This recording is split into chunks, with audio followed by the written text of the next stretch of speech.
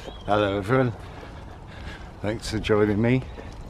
You find me here atop a hill, as you can see from the big thing there. It's part of the water system for the valley, I'm guessing. So what's on the agenda today? Well, I'm out filming, as you can see, and already I've found some nice old trees. That's what I'm here for, isn't it? And I thought today, I'm going to now cross the road, but I thought today I'd regale you with a story that I have filmed before, but I've since deleted it. So let's cross this road and I'll carry on. I did think of heading out there to those little bumps on the horizon. Around here we call them hills. They're certainly not anywhere near mountains, are they? Well, that's the kind of place that I'm heading for eventually, but not in this video, so apologies for that. But if you subscribe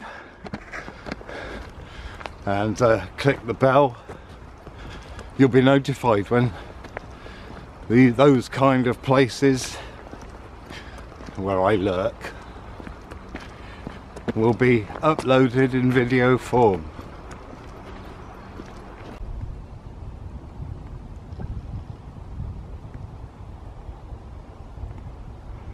Nice view. On a clearer day you can see clearly. Now I've just noticed that building there looks very reminiscent of water pumping stations in the cities. Don't you think? That kind of design? Here we are on a green lane now. So to the story, I suppose. It's quite cold today. It's gone cold again. It was equinox temperatures a few days ago. Well,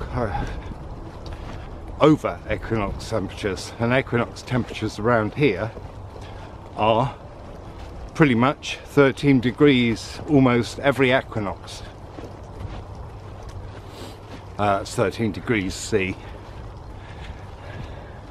And it's quite chilly, look.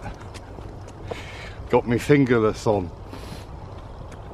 So yeah, back to the story, but first look at the little catechins.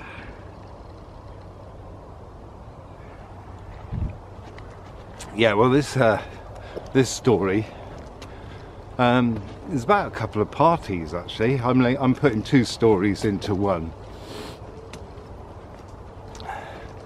Now I could have made, you know, the ambience more, let's say, I don't know how to put it, so like people expect it to be, you know, like if you're doing a crochet video, then you'll have loads of crochet lying around, won't you?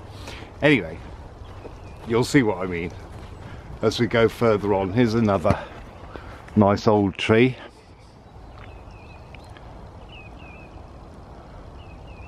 I think it's a no, I'm not sure what it is actually.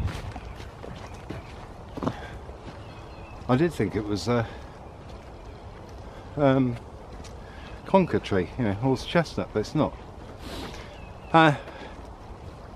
So I'm about to cross another road, waffling around, waffling on, drawing out the tail. No, it's worth waiting for, I think, anyway. So,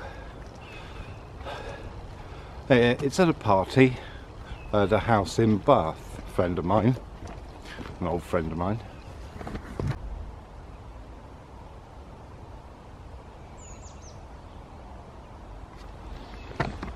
And I get there and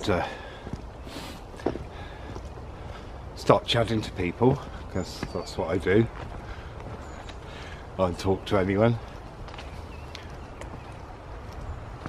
And started chatting to this bloke. Turned out he had the same name as me, same forename, you know. And so we had a chat, and he was a bit funny with me.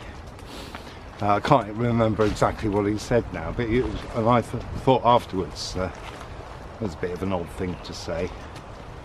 It's a bit weird. Anyway, he kept making comments during the evening and getting quite aggressive and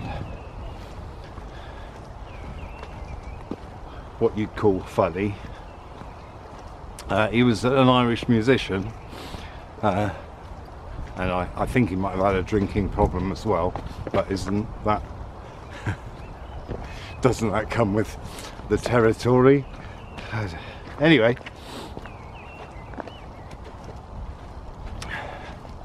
so the evening went on, and there was a point where he was being extra funny, and then he suddenly pointed at me. He suddenly went, "Ah, I know what you are. You're a moth." Which, if someone says that to you, it's a baffling thing to say, isn't it? So you sort of you're taken aback, stunned into silence, and you go, what on earth is he on about? I think there might be a buzzard there. Yes. Oh no, it's a kestrel, isn't it?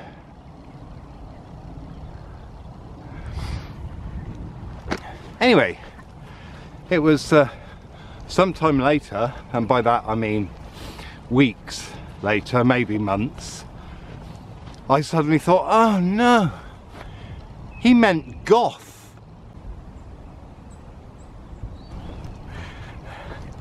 So then, let's fast forward then, what, a few more years, 2 or 3 years, and I went to a wedding party. The village got invited to the wedding party,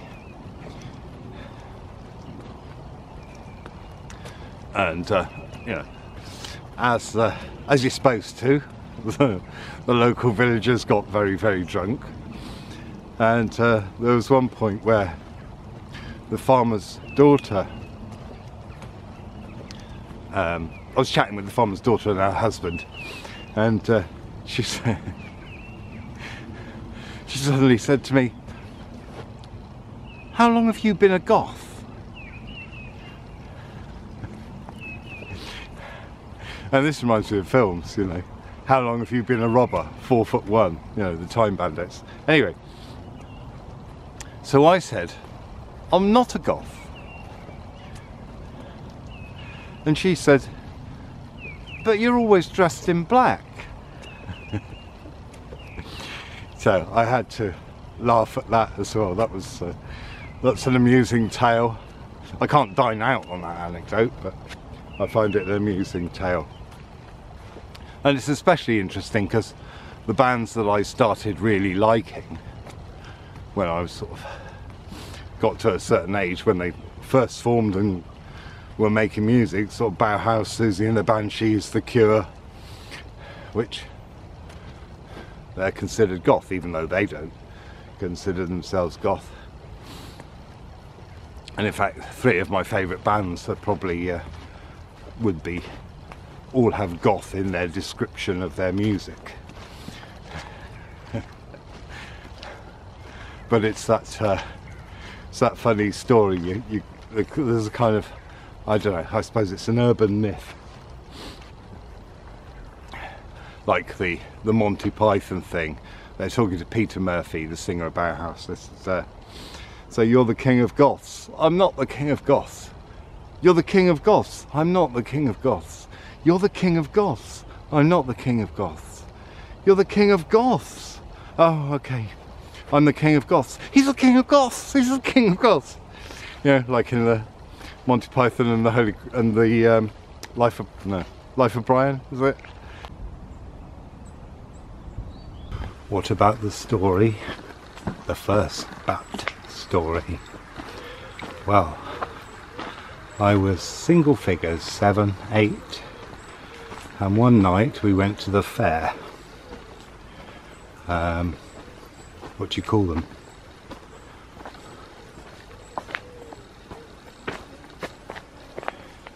You call them fairs, don't you? Fun fair, that's it. Well, we had a resident one where I grew up.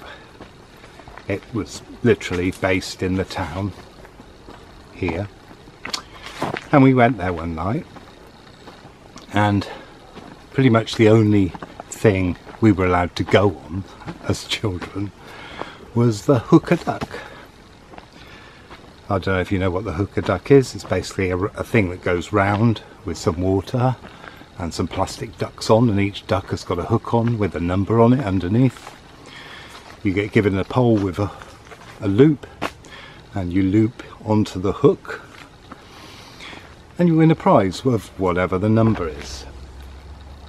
So it looks like this. They still exist.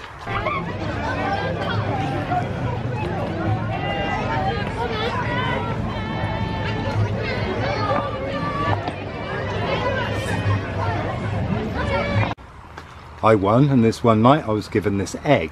It's like a white plastic egg, or not quite white, translucent. And you unscrewed it, and in it was a rubber bat. Soft rubber bat. Enough that you could roll it up and fit it in an egg like that. Well, this bat I used to take everywhere with me. It was my companion. I've said before, I was a goth before goth was a thing. And anyway, I used to take it everywhere, like I said. And on Saturdays we often went to some allotments and helped my father out, or went off and played, depending on what was going on. We played, it was in an old manor house actually, so we had access to all the grounds where we could run around and go into the woods and old paths, and yeah, it was really good. Kind of good place to spend a Saturday morning. Well, one day we were there and someone else came there and they had a dog, and I was there playing with my rubber bat, and the dog, I think it was a Jack Russell, leapt up and went over my hand, left teeth marks in my hand, and completely freaked my brother out and made him wary of dogs ever since, and left tooth marks in my hand. Well, everyone else was worried. I wasn't, funnily enough. I didn't, it's almost like I hadn't even registered that I'd been bitten by a dog. So I didn't react and stayed perfectly calm. And the dog, well, it wasn't the dog's fault, not really. You could see this thing moving and must have gone, ooh, because it was quite lifelike, because it was that soft rubber that it was. And yeah, took a chunk out of my hand. My injuries didn't last.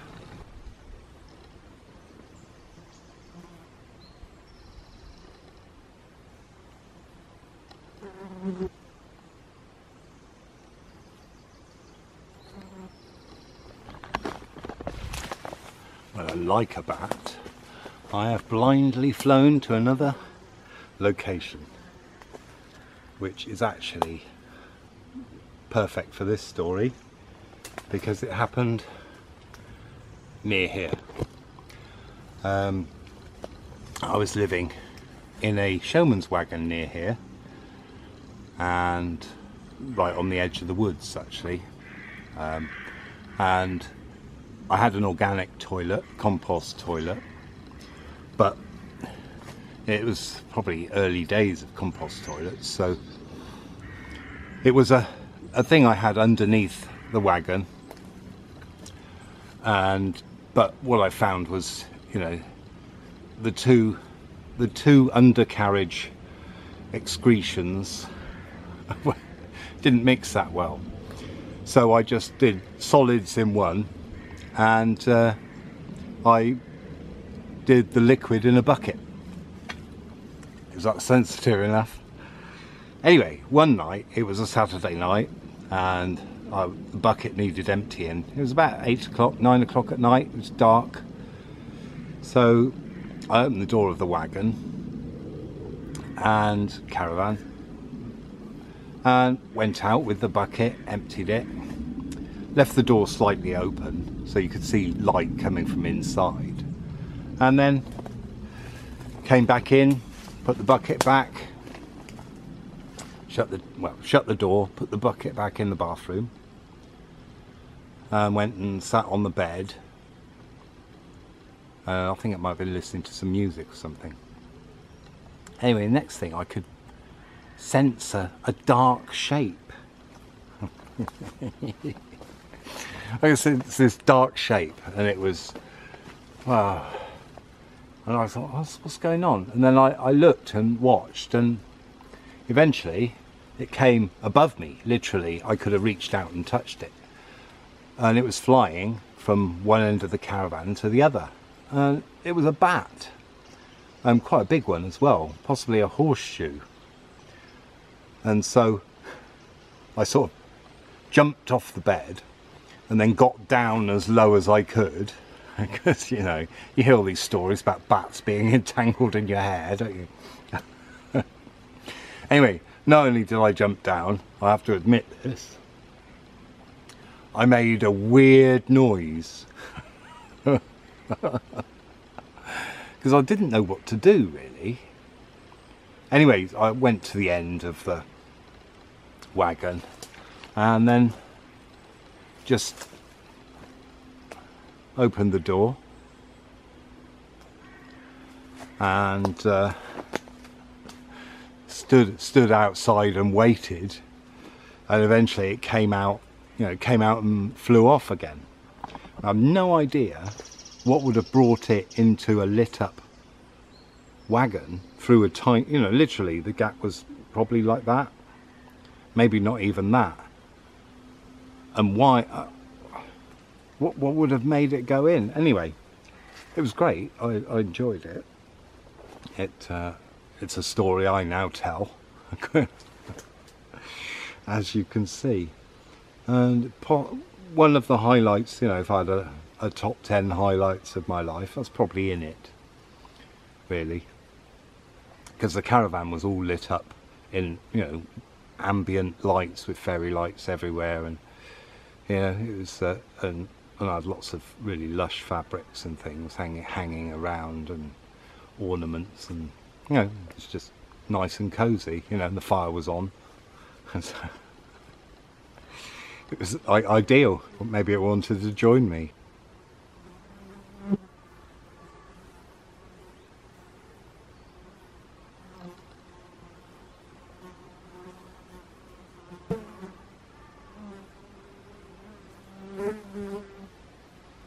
Well, one of my favourite bat stories and bat encounters was when I went to go under a tree. And I mean, I don't mean like this under a tree. I don't mean like this under a tree. I mean, the bank was cut away and the tree was literally above nothing, and its roots came down and sort of made some rooty cave under this overhang, or many roots made a rooty overhang under this cave, under this tree. And I went, you know, pulled myself up and sort of walked up towards it, and as I was about to get inside, a bat just flew past my face and out. I mean, I had no idea that there would be a bat there, or else I wouldn't have done it. Because the last thing you want is a bat to fly into your face, or even that close to you, really. Not when you're, you know, in a precarious position. That was very enjoyable, and something I still recount, even though it was, I can't even remember how long ago. Not 10 years, but close.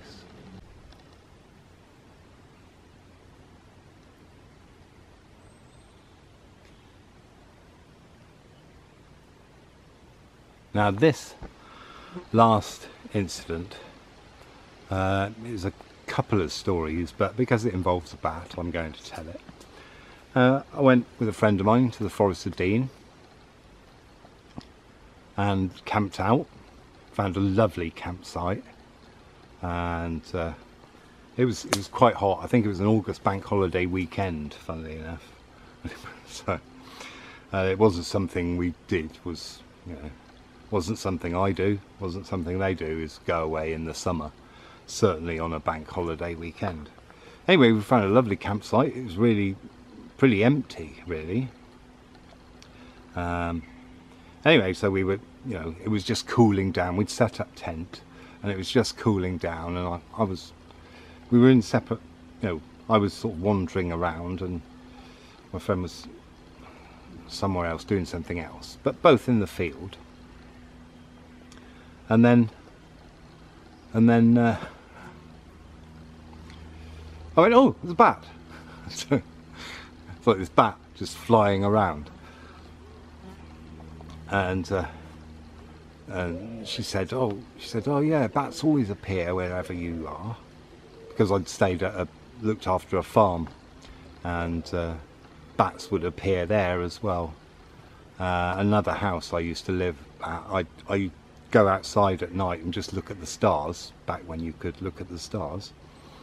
This was sort of 2006, I think, and I saw this bat flying about, and I could sort of hear this high pitched. I don't know if that's true or just my imagination. Anyway, the next thing, it came here, right in front of my face, came there and stopped and carried on flying, you know, literally around my head. It was amazing. I just felt like I was communing with bats. And then after this incident in the field, so you got 3 stories in one here, I suddenly saw this flash in the sky of what I thought was a fireball. It was literally, because when you see them, part of your mind makes them go or makes a noise, but I don't know if they actually make a noise, or my mind makes that noise for them, because they're not capable of making noise themselves, are they? And so I said, oh, did you see that? And sadly she wasn't looking, so she didn't see it, but yes, a bat and a fireball. So that's my memories of the Forest of Dean, and possibly the end of my bat stories. You'll know, because another one will appear now. The other bat, and the bat, I suppose, the bat that's now, is one that hangs above my bed as I sleep, which is this one.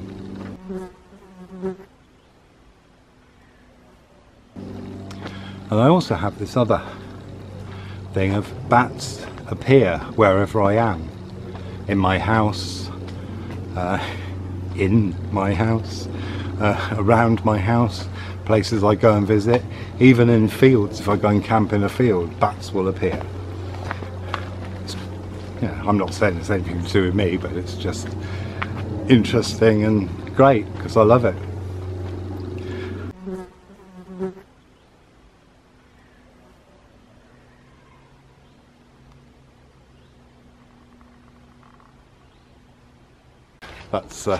That's all from me. I'll see you next time. Ta-da.